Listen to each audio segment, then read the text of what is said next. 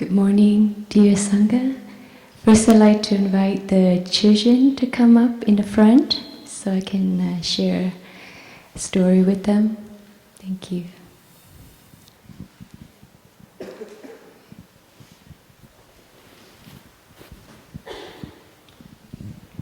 So let us sit beautifully and enjoy our breathing, our smiling, and come back to the present moment when we hear the 3 sounds of the bell. Thank you.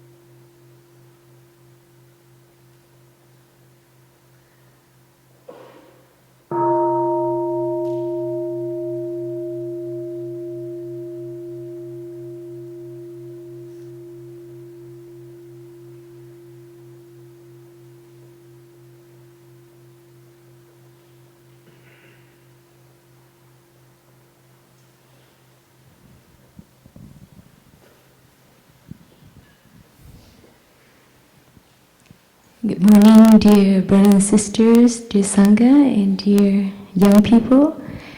I'm very happy that you're here in this retreat. So many of you have come here before, and I've seen you many times, especially Bin, Bao, and Ben. The three B's. And also last summer, I remember seeing Siddharth and Sujana being here, and I think I was also giving a Dharma talk about the young lady whose name is Sujana. She offered a bowl of milk to the Buddha to save his life so that he can practice and become enlightened. And this year I'm going to share about Siddhartha. So before the Buddha was the Buddha, he was a prince in the old kingdom in India. And his name is Siddhartha, just like Siddharth here. And Siddhartha was a very bright boy. He liked to observe things, and he can try to do the best he can to help the situation. And he loved to play in the garden of in the palace. So one day he was playing, and he saw a swan flying by, and his other cousin, Devadatta, was not very kind, and he loved to play with the bows and arrows, so archery. So when he saw the swan flying by, he just take out that arch and shoot the swan. And guess what happened? Yeah, the swan fell down into the soft grass and was very hurt. So Siddhartha ran to the swan and tried to take his coat and grab around the swan and trying to find something liquid like milk for the swan to sip on. And he was trying to warm the swan and take care of it. And Devadatta was very angry. He came to Siddhartha and said, "Hey, that's my swan. How come you're taking it from me?" And Siddhartha said, "No, it's not yours. You're not loving it, so it's not yours." And two of them fight over the swan. So the king was in the meeting with his officials, and the two boys, the two princes, they were quarreling outside. So it's quite noisy. So the king asked one of the officials to come out and see what happened. And they brought the two princes in, and the king asked, "What's wrong?" And Siddhartha tried to present the situation to the kings and the officials, and asked them which one should possess the swan. So which one you think should possess the swan, Siddhartha or Devadatta? Siddhartha, why? Yeah, because Siddhartha take care of the swan. So if you love something, if you love an animal and you really want to take care of it, then that should be yours and not the one who try to harm it, right? So that's what they decide, and Devadatta was not very happy. But inside Siddhartha, he felt very happy because he was able to save an animal. So, have you learned the two promises yet in this retreat? Yeah? Okay. You like to sing the song for us? Two promises? We invite Nima and Bode to help the children to sing. You can stand up and face the audience.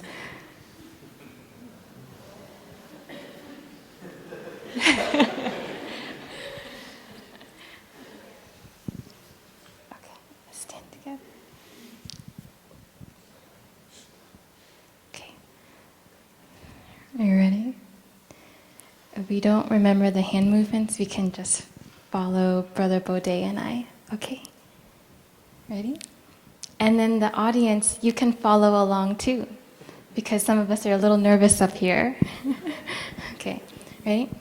I vow to develop understanding in order to live peacefully with people, animals, plants, and minerals.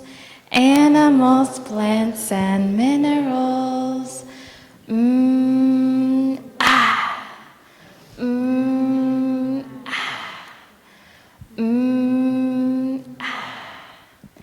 I vow to develop my compassion in order to protect the lives of people, animals, plants, and minerals. Animals, plants, and minerals.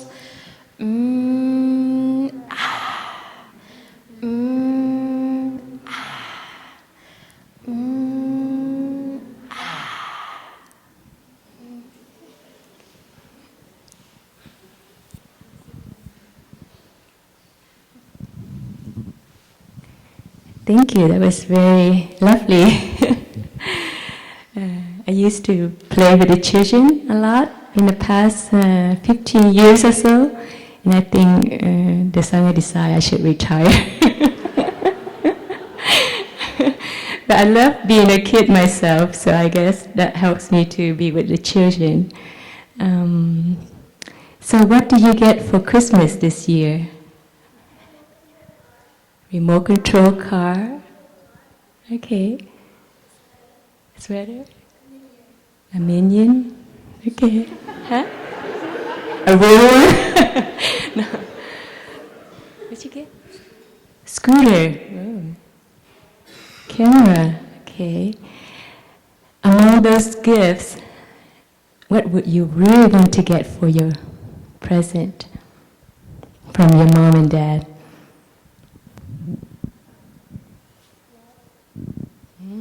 Love.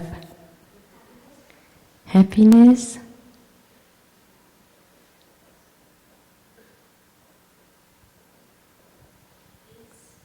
peace. Wow.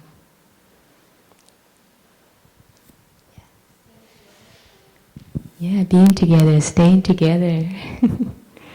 That's lovely. What else?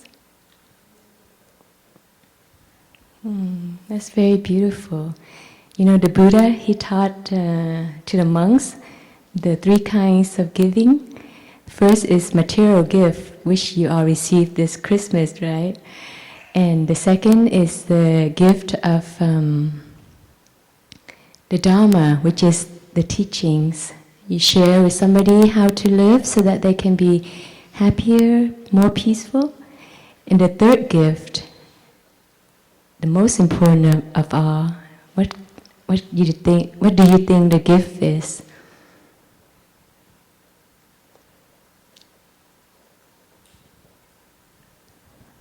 The adult, do you know the third one? Huh? What's that? Huh?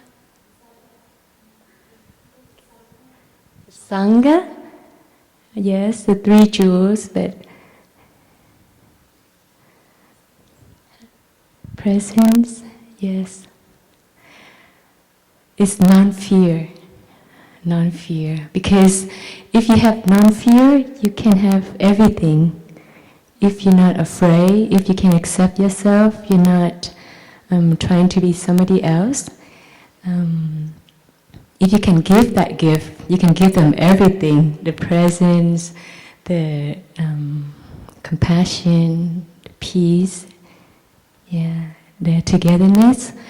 So when we play with each other, we can think of what we can offer to each other, like kindness, or not making your friend afraid of you, maybe, and try and share things that you have with each other, like games or toy or books, so that you can enjoy being with each other.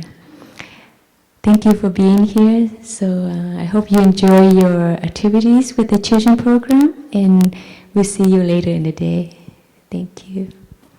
So you can stand up and turn around, bow to the audience before you go out.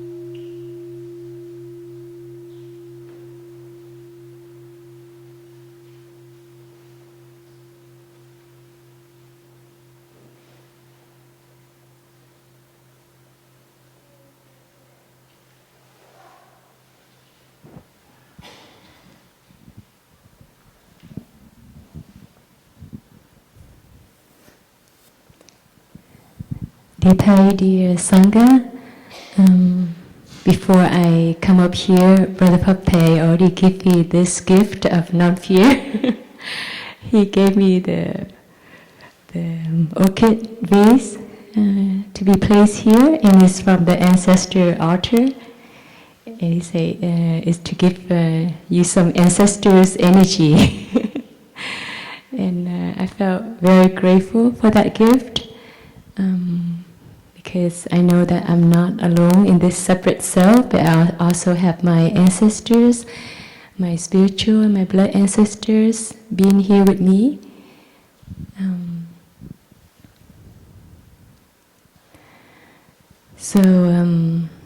As we shared before about the gift of non-fear,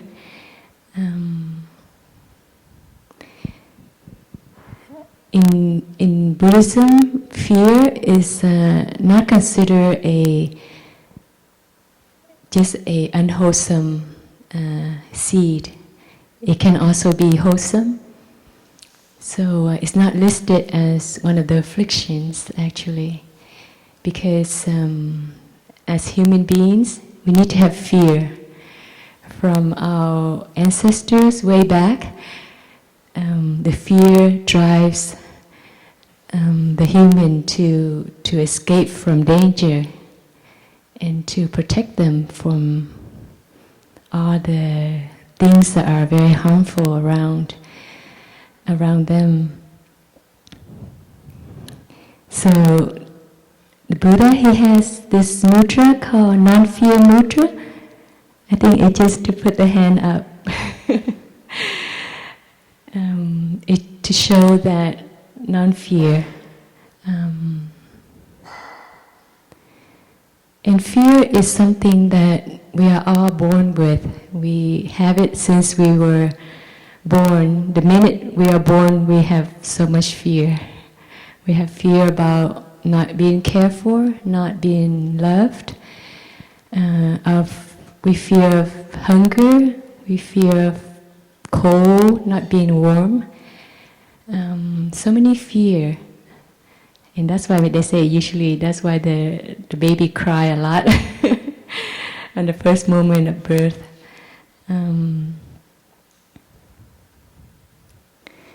So we can make use of fear in a way that helps to protect us, but we can also transform our fear by recognizing the deep down levels of fear that are being ingrained from many ancestors, many generations that are passing down to us.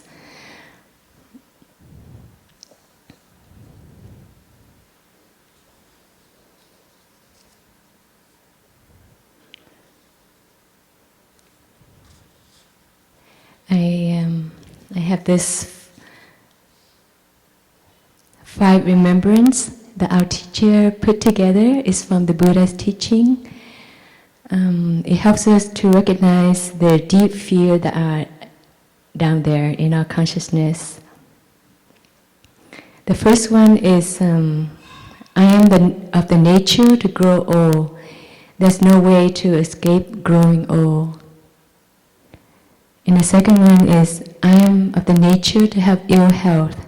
There's no way to escape having ill health. The third one is, I am of the nature to die. There's no way to escape death.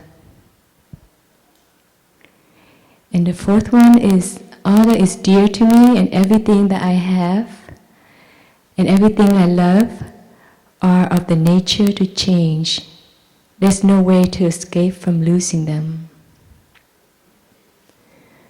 And the fifth one is, my actions are my only true belonging. I cannot escape the consequences of my action. My actions are the ground on which I stand. So those are the deep fear that are within us. And sometimes when we don't recognize them, we tend to do things or say things that we're not aware of. Maybe for our own comfort, we will say something not very nice to the other person to protect our own zone, to protect our own interests. And between people and between countries, there seems to be that kind of fear.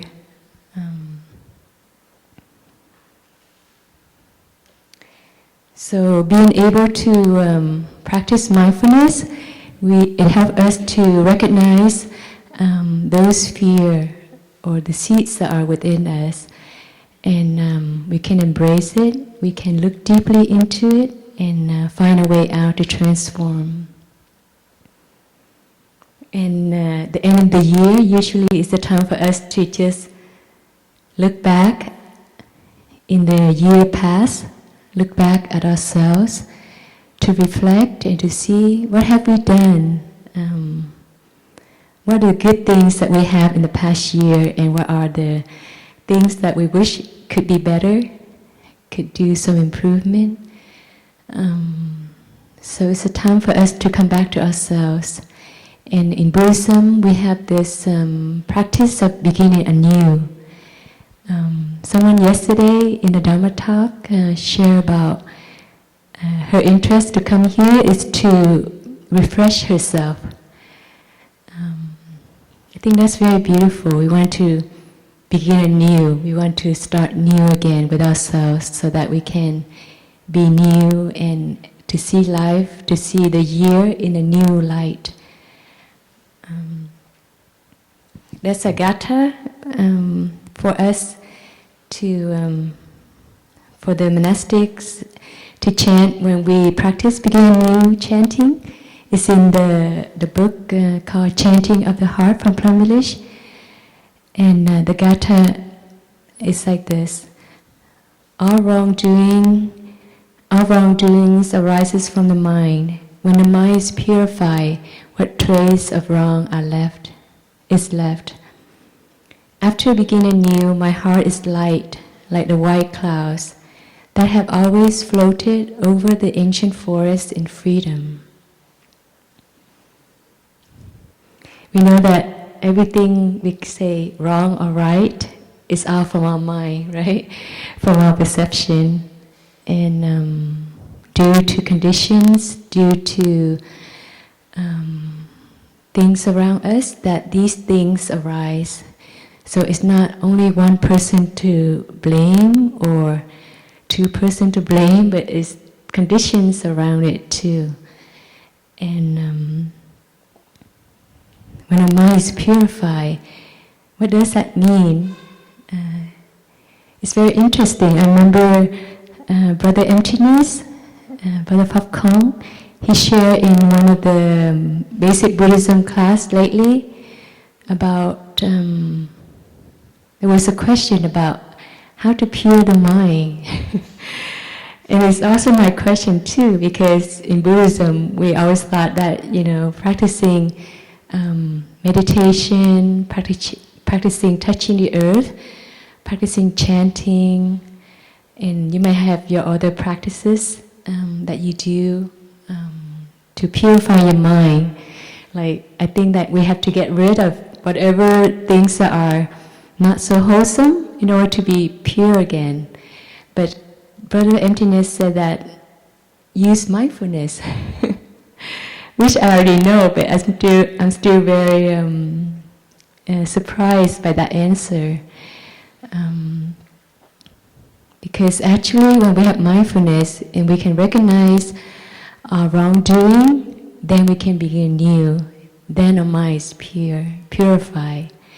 So the practice of the 5 mindfulness trainings, which you will hear this afternoon, this evening, is all about how to take care of our mind and our body and our speech in a way that we can see things in the clear view and have a better action.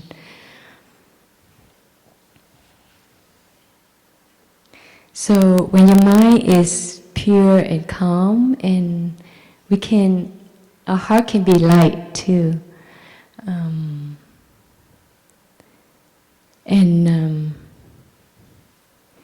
It becomes like the white clouds that always floated on the sky in freedom.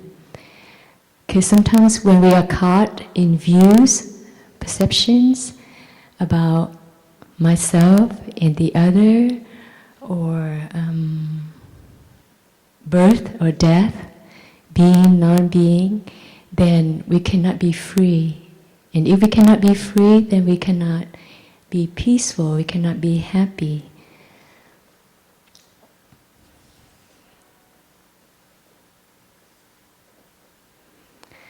I want to share with you a little bit about something I am very interested in lately. It's about equilibrium. Let me write that on the board.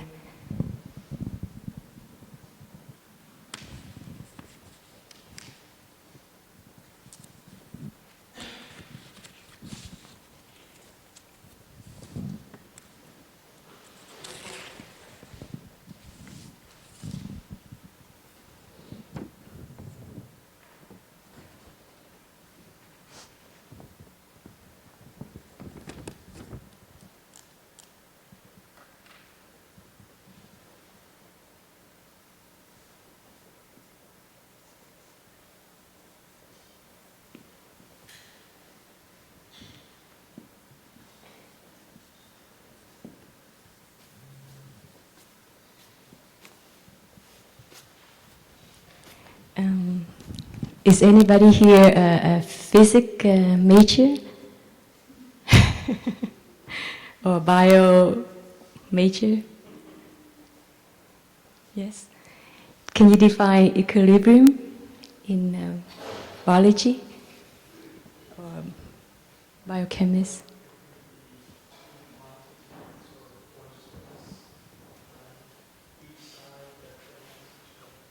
Okay. So in physics, it's the state in which two opposing forces are balanced. Yeah. So.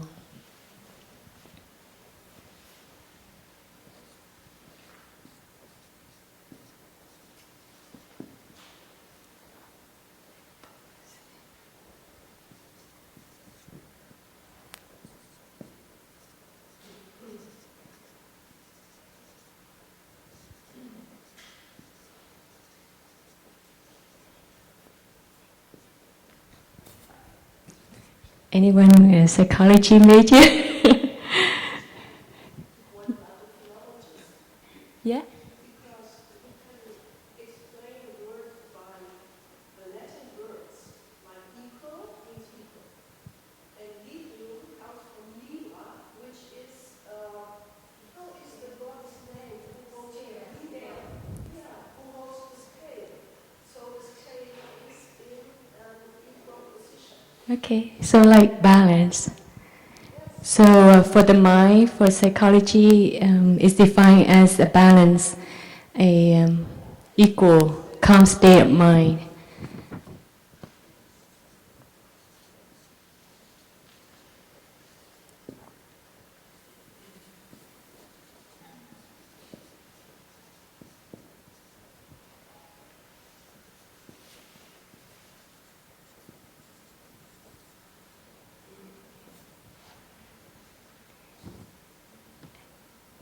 Well, no one say about biology yet. In biology, it's about the state of physical balance. It means that when an animal sees something, it can move toward that. So the eyes and the brain and the hand and the legs and the arms are coordinating so it can move in a balanced position. So without that, the animal would just fall or human would just fall. So it's a balance, it's a physical state, physical balance.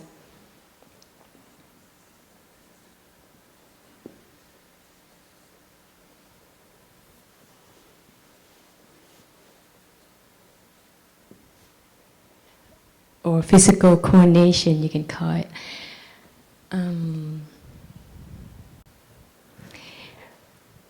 When I was very young, like 5 years old, no, maybe 6, 7 years old, I learned to ride a bike.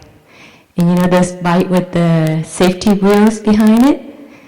And I love to ride it, but I refused to let my dad or my mom help me so I can learn to bike on my own. And but after that, I didn't bike for a long time.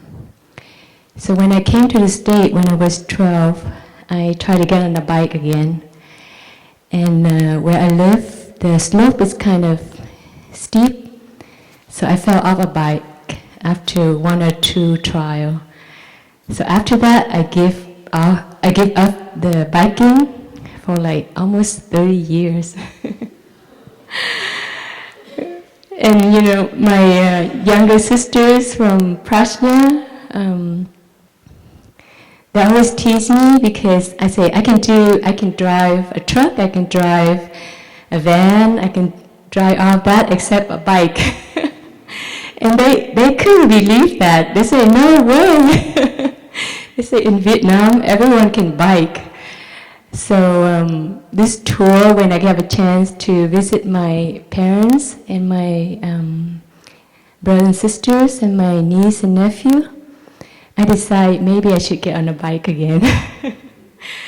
So with the help of my niece and nephew, with their encouragement, I get on a bike. And I trust the Buddha, I trust the equilibrium theory, that if you stay balanced and if you breathe mindfully, you can do it. So that's what I did. I get on a bike and I breathe just like before we start a car. And I was able to bike. And actually after that, my brother and sister invited me to go biking with them.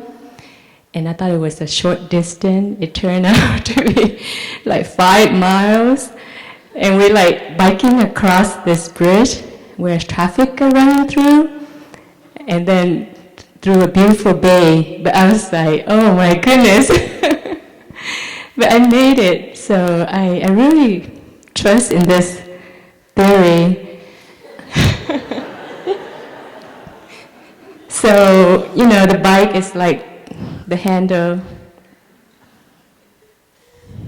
it's like that, or maybe.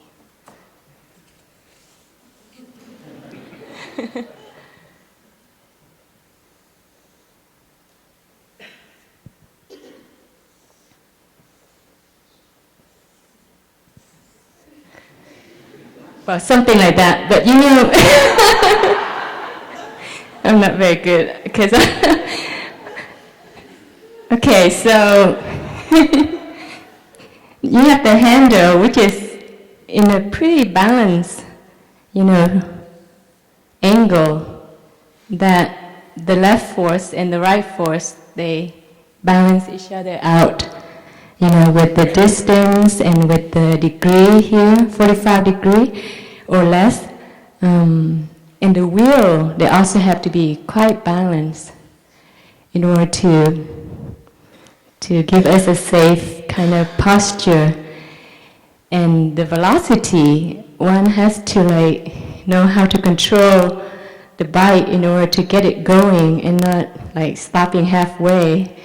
I just learned how to brake too, by the way. And it's so funny. My brother told me that if I'm going down a hill, I should turn the speed up. And I was so surprised. I say, are you sure? Because for me, if I'm on a car, I'm driving a car, and if I turn the speed up, that will make the car go faster.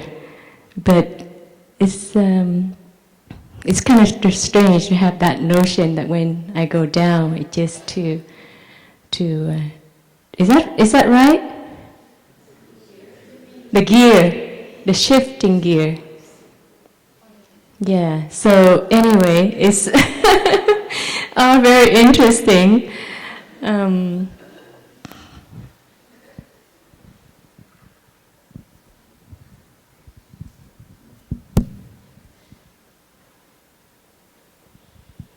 So, you know, in Buddhism, we also have the similar concept.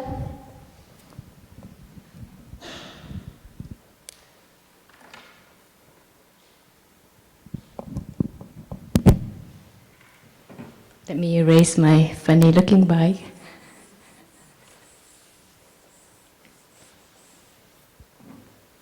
So we have the term nirvana.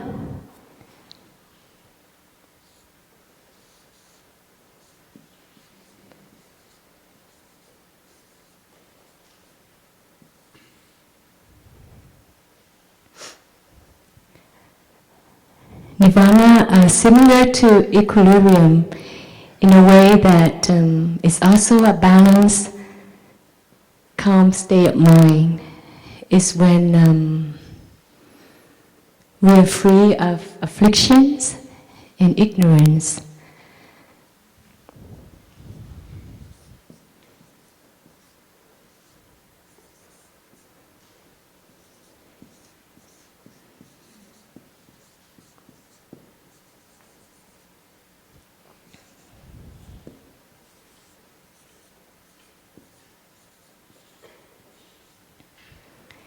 And ignorance is also linked to desire, to anger in the Buddhist term. The three kinds of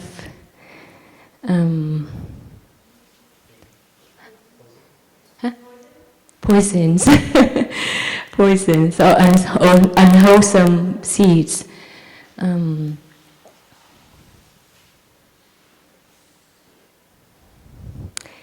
And in psychology, it has a similar definition in equilibrium.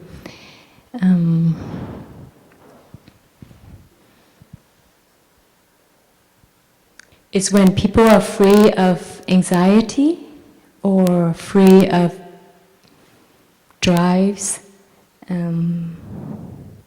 conflicts, then they're in that state. So when we practice mindfulness and when we can be calm and still, then we can find a balance. We can find a way to reduce our drives, reduce our anxiety, reduce our ignorance or our afflictions. And it's not to say that afflictions and ignorance and drives, they are all negative. It's not true. In Buddhism, you have what we call volition, and some volition are very positive. They give us energy and motivation to help people, to help ourselves, and there are motivations or volition that cause harm to other people and ourselves. So it depends on what we are looking at.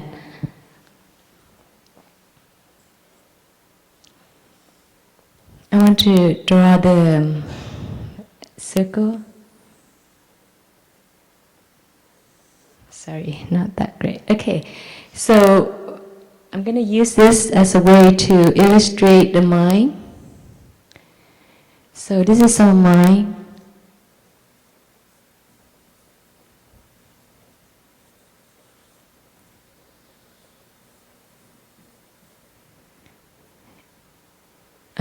Sorry. This is the consciousness.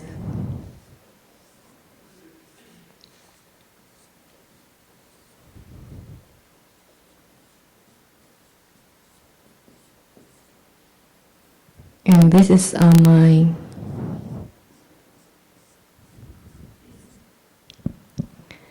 So, in the subconscious or the mind or the consciousness, there are many seeds, which we call bija.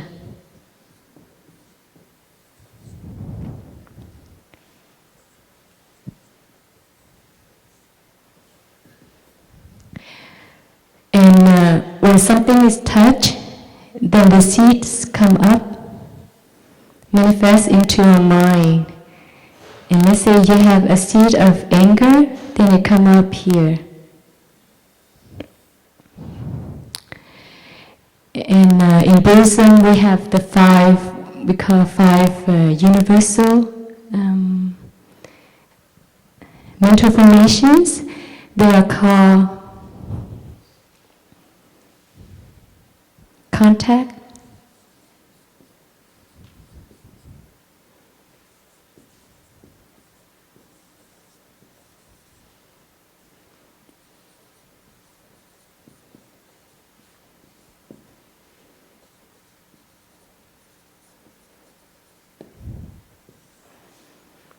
So the first one is called contact, the second one is attention.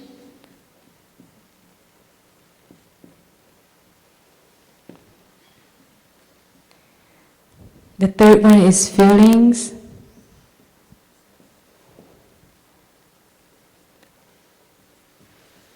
And the fourth one is perceptions.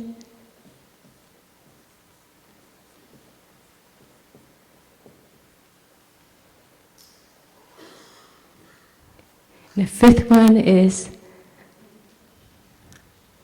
volition.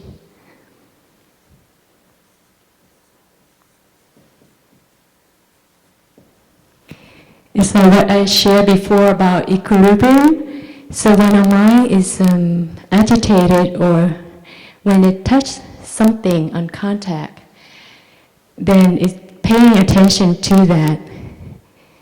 And with that, there's certain feelings toward it, either pleasant feelings or unpleasant feelings. Whether you like it or you don't like it, or you have a neutral state of mind.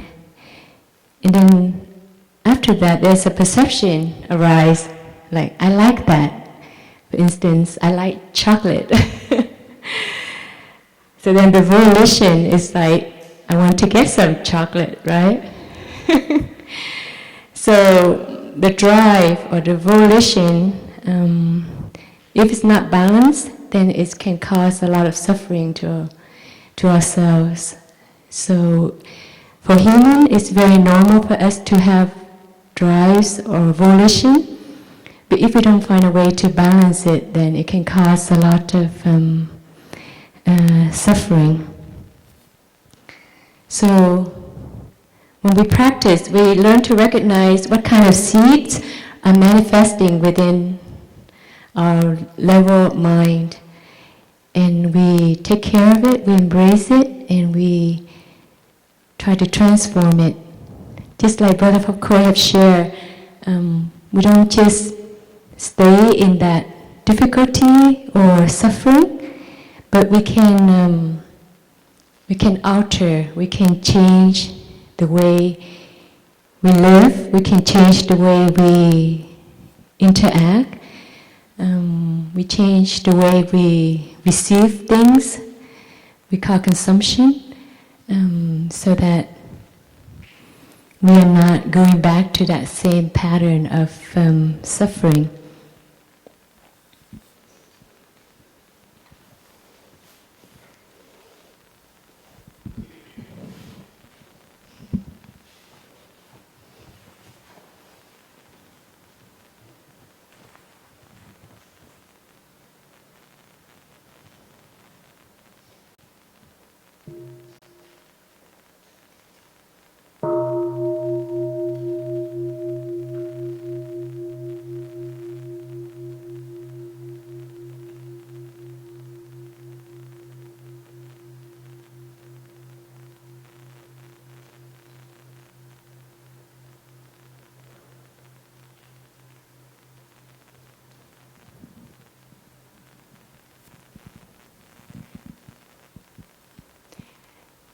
Just yesterday, I recognized I have a seed coming up, and it's a habit energy that probably passed on from my ancestors. I noticed when people just not informing me what's going on, and I'm surprised the last minute, then I can get a little bit irritated. Yesterday, my Dharma sharing group would change, and nobody tell me anything. And I was not prepared. I didn't have a bell, and I was not prepared in my mind that I'm going to be in that location and such. And so I just come back to my breathing and just to be with it, and trying to see where that seed is coming from.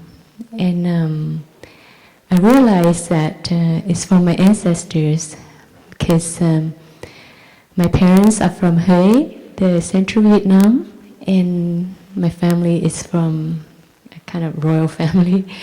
So they have certain way of doing things, And before you do something, you have to ask permission. You don't just do it. So I see that seed is being ingrained so deeply that it keeps coming back different times. And it causes a lot of suffering. But luckily, our group was a very wonderful group, so we have beautiful sharing, and I see that my suffering is not separate from the suffering of others. And I look deeply, and I try to see how to take care of it. And as I was reflecting, I see also my father in me. He has this seed of, how do you call it? It's like, anything is okay. The seeds of being very flexible, being very spontaneous. And I also love that because I like to draw, I like to paint, I love to write poems and make songs. So in those moments, I'm free and I'm spontaneous, and it helped me to touch that seed and to replace it, and not to get caught in, the circle of like blaming myself or blaming my ancestors. But just to see that I do have a balance. I don't need to get stuck in that. Sometimes in the past year we might have regrets or mistakes, and we are caught in our regrets. We cannot move forward. We cannot enjoy the new year. So it's good to just let it go. It's good to just be compassionate to ourselves and to embrace whatever that is, and to touch something more positive in yourself, so that we're not stuck in that circle. In Buddhism, it's called the circle of samsara. It means that you keep going on and on. You can never get out of it.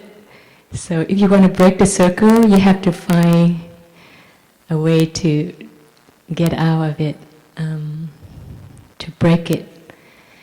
So there are many practices in Buddhism that help us to do that. One is to replace the seed, like Brother Paco have shared, to change the CD, to change the environment, to change your state of mind, to do something else.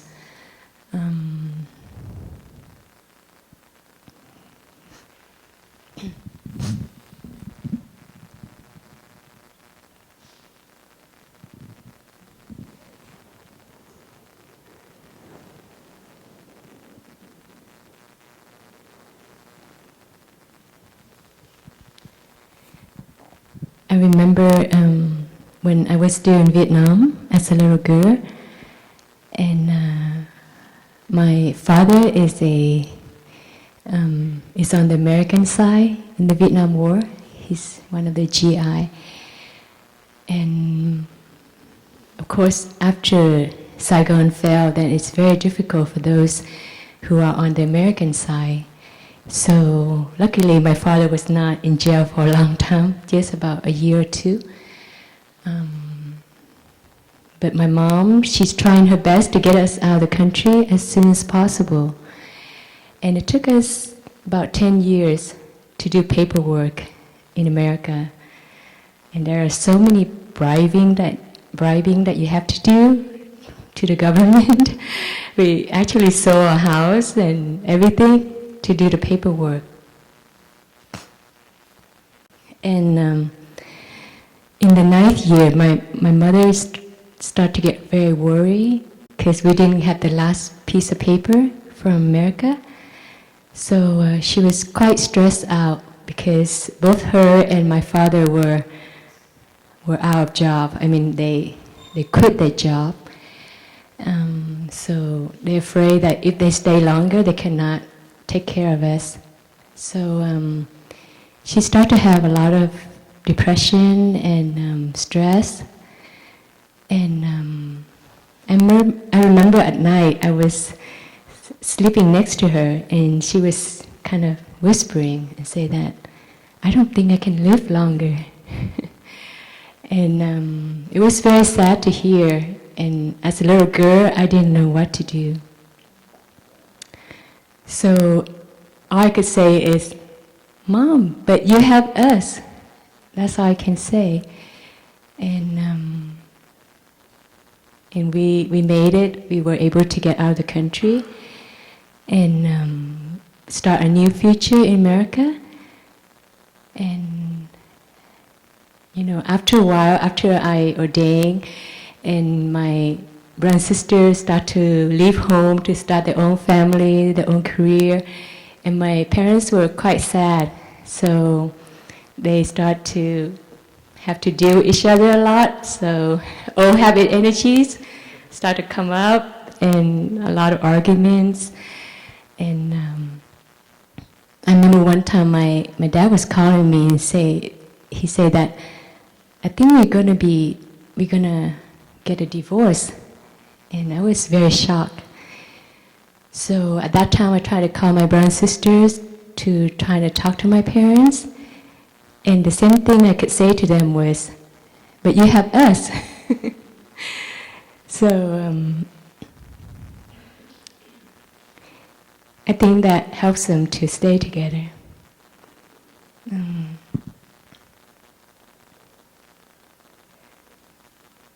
So now they're on their 50-some years of anniversary, and we just celebrate their 80th birthday together. So, yeah, I think it's very precious to be able to find a way out and not getting caught in your own perception. So let us enjoy one sound of the bell.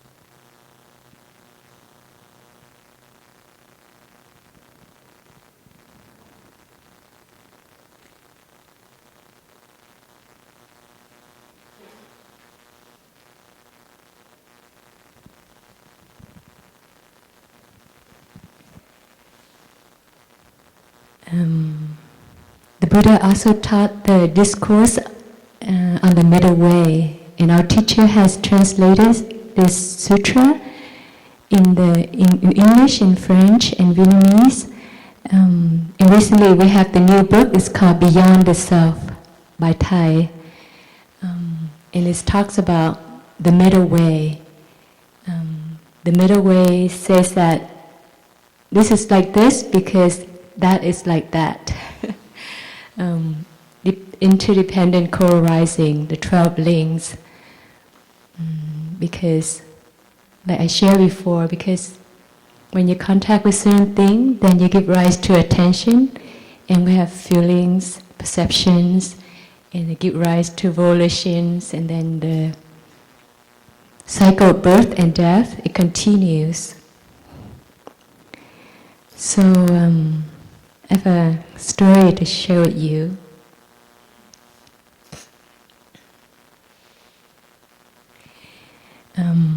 There were 3 wanderers or travelers. They were on their way walking through a beautiful forest, and they looked up and they saw a man standing on top of the mountain. And they were talking to each other. They were curious to see what that man was doing up there, standing so still. So they came up, they climbed up the mountain, and pretty exhausted. And they asked the man, the first one said, Mister, what you doing up here? You must be looking for your dog or something. And then that gentleman say, but I don't have a dog. So the second young man, he approached the gentleman and asked, are you waiting for a friend of yours? And he said, I don't have any friend. So the third one say, oh, I know what you're doing. You're just enjoying the fresh breeze, right? And he say, no. He say, I'm just standing here because I'm standing here.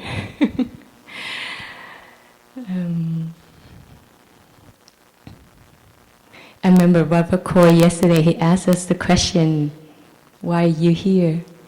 And there are so many beautiful answers, but also maybe for some of us, we can also think like that gentleman. We're here just because we're here. There are causes and conditions that lead us to be here, but sometimes there are causes and conditions that we can recognize, but there are causes and conditions that we cannot recognize. I remember over many years that I become a nun, there's always a question in the questions and answer about why did you become a nun? And each time I have different answers because my state of mind changes. And but sometimes I just want to say, I want to become a nun because I want to become a nun. It's hard to give just one concrete answer to life. So sometimes we can just see things as they are, and that also is nirvana, or suchness, is to be able to just see things as they are and not having this extra lens of perception. And that's also one of my New Year resolution, to try to just see things as they are and not to overcomplicate things, not to overcomplicate life, because life is already complicated, right? So we don't have to add the extra layers to things. But of course we're not Buddha, we cannot see things so clearly, but we can try our best.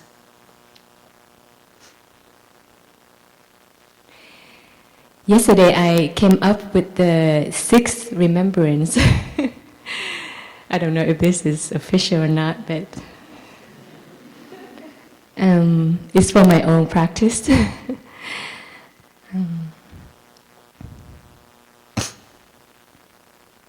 So my 6th remembrance is that all conditions of happiness are available to me right here, right now, and I do not need to search for them elsewhere. I think that's in the Buddha's teachings also about living happily in the present moment, because we don't know that we have enough conditions of happiness, so sometimes we try to look more in the distant or in the future, or like Brother Koi shared, to climb up like the caterpillars to the top, but then you find nothing up there. So sometimes our happiness can be an illusion, but the happiness we have right here and right now is more true, and we can nourish ourselves with it. Our teacher was struck by a stroke last autumn, and at first it was very difficult. We thought he was going to pass away, and some of our practice center thought he's going to pass away, so they prepare his altar and prepare a lot of things. And in Plum village, they were planning on how to conduct his funeral and all kinds of things.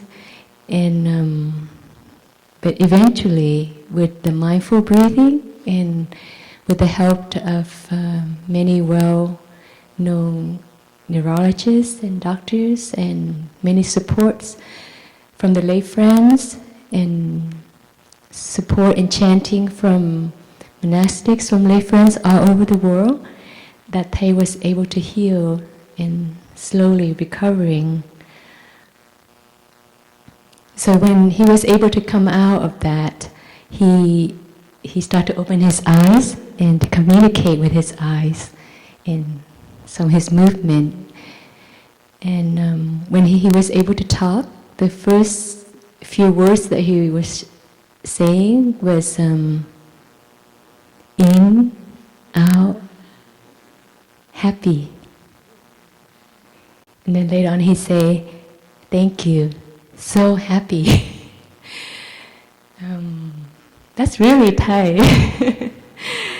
Because despite of all that difficulties, he can still recognize that to be alive is such a happiness. And he's so thankful. His gratitude is so full that the moment he's awake, he's aware of his conditions of happiness. So, we can cherish the life that we have right now. We can cherish the life of our loved ones who are here with us or who are far away. And we can practice for them. We can practice with them.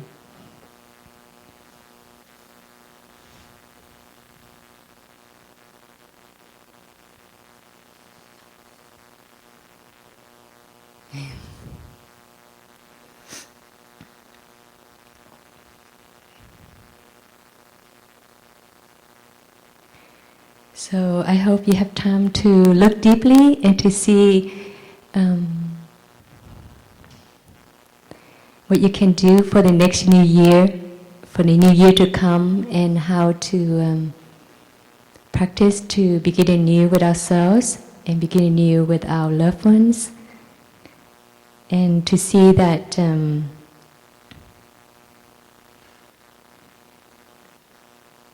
our happiness and suffering, they inter-are, and we are connected to each other. When you can transform for your ancestors, you can transform for many generations to come. So thank you for listening to the talk.